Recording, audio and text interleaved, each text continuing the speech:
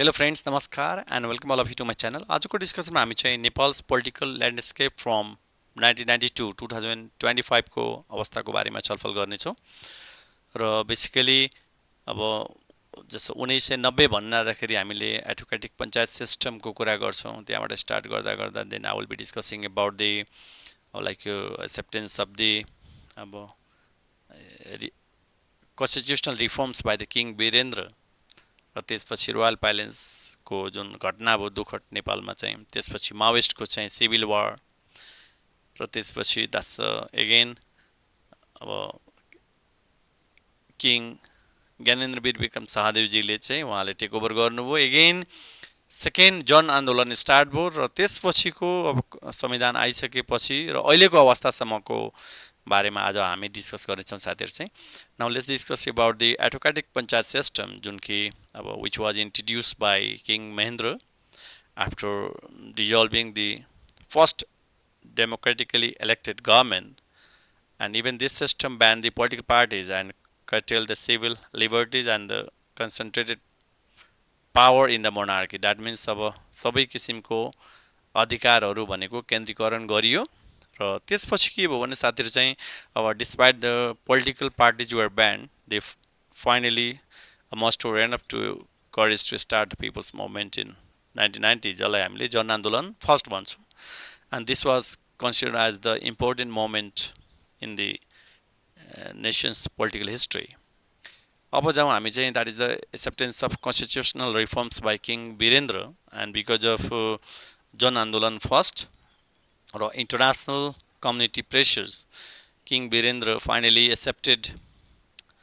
constitutional reforms in 1990, and that resulted in establishment of the multi-party democracy with King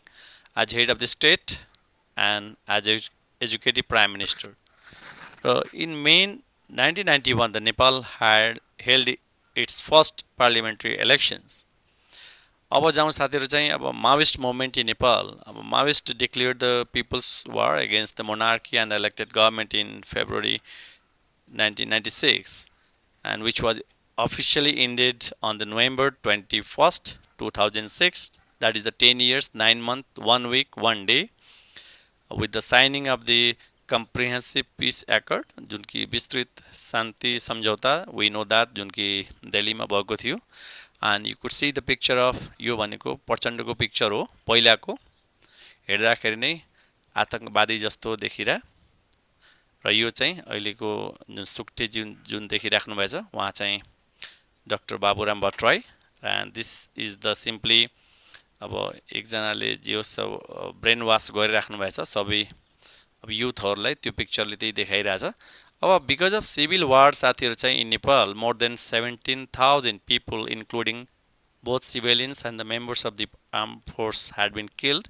यो भनेको as per reporting data मैले भनिरहेको छु साथीहरू चाहिँ रिपोर्टेड डेटा, तर योभन्दा कति अब भनौँ न अब direct indirect because of civil war badly affected overall economic system political system, social system like that. अब जब हामी साथीहरू चाहिँ द्याट इज अब दरबार हत्याकाण्ड जुन कि 2001 मा भएको थियो र अब how can we forget about that incident या event in the history of Nepal जसलाई दरबार हत्याकाण्ड भन्छौँ र entire royal family including king Birendra queen Aishwarya and with many of their closest relatives were killed. You could see this picture भनेको अब history मात्र भइसकेको छ साथीहरू चाहिँ र त्यतिखेर चाहिँ king Gyanendra that means that's a brother of वीरेन्द्रले के गर्नुभयो भने उहाँले फेरि अब राजगद्दी सम्हाल्नुभयो र and again he dismiss the all the elected parliaments and again concentrated all the power. जस्तो उहाँको फादर द्याट इज द महेन्द्रले जुन गल्ती गर्नुभएको थियो त्यही गल्ती उहाँले पनि गर्नुभयो र त्यसपछि के भयो भने साथीहरू that is the people's movement second जन आन्दोलन सेकेन्ड स्टार्ट भयो which was basically driven by the widespread dissatisfaction with the monarchy या including perceived abuse of power या its failure to address the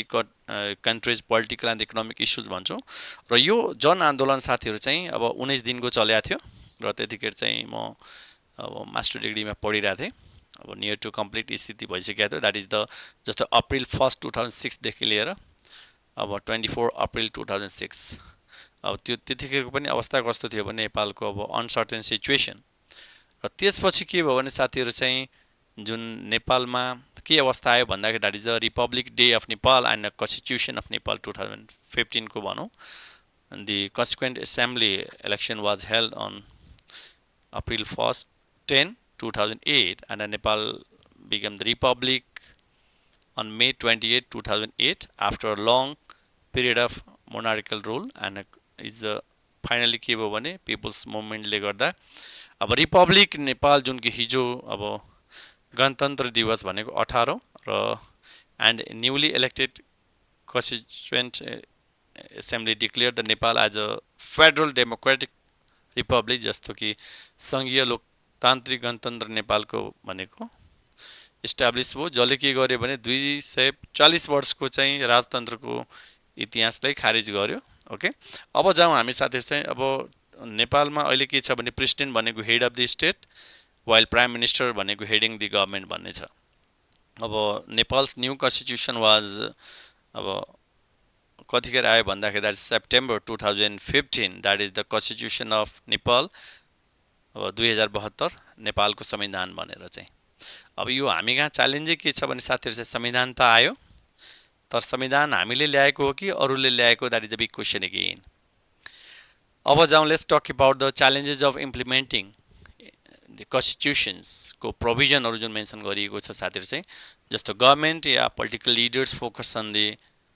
like claiming to the power rather than the making the required laws to implement त्यो भनेकै अब सत्ताको एउटा राजनीति develop हुन गयो, जबकि एउटा एक्जम्पसन के थियो भनेको 1990 देखिको मैले चित्रण अब स्टेट गर्दाखेरि साथीहरू चाहिँ स्थिति अब एउटा थियो कि या पिपल थिङ्क द्याट या there would be the great change, तर त्यो हुन सकेन। Rather the game of dissolving and the forming government seem to be the common phenomenon in Nepal. अब सरकार अब बन्ने र विघटन हुने, जस्तो 5 वर्षमा 4-5वटा सरकार भइराख्ने र अहिलेसम्म चाहिँ गणतन्त्र आइसकेपछि साथीहरू चाहिँ हामीले चाहिँ 14वटा सरकार चाहिँ पाइसक्या हो। Look the unstable situation. र हामी कहाँ भन्ने बित्तिकै we have a 3 tiers of the government. One is एउटा फेडरल सङ्घीय सरकार, अर्को चाहिँ प्रोभिन्स लेभल द्याट इज प्रदेश, र अर्को चाहिँ लोकल भन्ने बित्तिकै स्थानीय सरकार भन्छौँ साथीहरू चाहिँ। अब now what about the challenges of implementing the constitution again भन्दाखेरि that's a provision for proportional जुन representation in the electoral system भन्छौँ हामी, सिम्स टु बी डिफेक्टिभ एउटा, र जसले गर्दा no single political parties can win majority votes leading to a hung parliament. त्यो भनेको कस्तो छ भने सिङ्गल पार्टी नै मेजोरिटीमा नहुँदाखेरि जहिले पनि के छ भने यो जुन चेयर देखिराख्नु भएछ सम्झिनु कि यो प्राइम मिनिस्टरको चेयर हो। अब कहिले चाहिँ you can see this picture sometime अब लाइक बाबुराम कुनै टाइममा भट्टराई, अहिले चाहिँ जस्तो यो picture you can see this Sher Bahadur Deuba, KP Oli and this is Prachanda. यही तिनको बिचमा चाहिँ अब सरकारको चाहिँ जुन सत्ताको समीकरण चाहिँ त्यो अब झुन्डिरहेको देखियो साथीहरू चाहिँ। अब भनौँ कि साथीहरू चाहिँ जुन अहिले जुन भन्छौँ हामी द्याट इज दि मेन प्रब्लमै के हो भने that causes the increment in the जस्तो गठबन्धन पोलिटिकल इनस्टेबिलिटी या एट द बोथ फेडरल या प्रोभिन्स लेभल, र अर्को भनेको सबभन्दा इम्पोर्टेन्ट द्याट इज द जुन पोलिटिकल सेलेक्सन इस्युज, जस्तो मोस्ट अफ दि जुन गभर्मेन्टको चाहिँ भनौँ या विश्वविद्यालय होस् या युनिभर्सिटी ग्रान्ट कमिसन होस् या नेपाल कुनै पनि क्षेत्रमा साथीहरू चाहिँ जस्तो पोलिटिकल सेलेक्सन्स, अब कुन पार्टीको मान्छे हो भन्दाखेरि त्यो अनुसार सेलेक्सनको इस्युज, र अर्को भनेको चाहिँ is a political risk situation अहिले पनि खास भन्ने हो भने समाप्त हुन सकेका छैन साथीहरू चाहिँ। यो एउटा दुर्भाग्य भन्नुपर्छ साथीहरू चाहिँ। यही भन्दै म आजको भिडियोलाई यही कन्क्लुड गरेँ। यदि तपाईँलाई साँच्चै मन परेको छ भने आजको is a political history from the 1992 to 2025 then please like पनि गर्नु होला। I am expecting your comment feedback and also share my channel. At the same time please subscribe my channel, that is the finance guru Pawan Kumar Jha. Thank you all of you for watching this video. Please take care all of you. Thank you.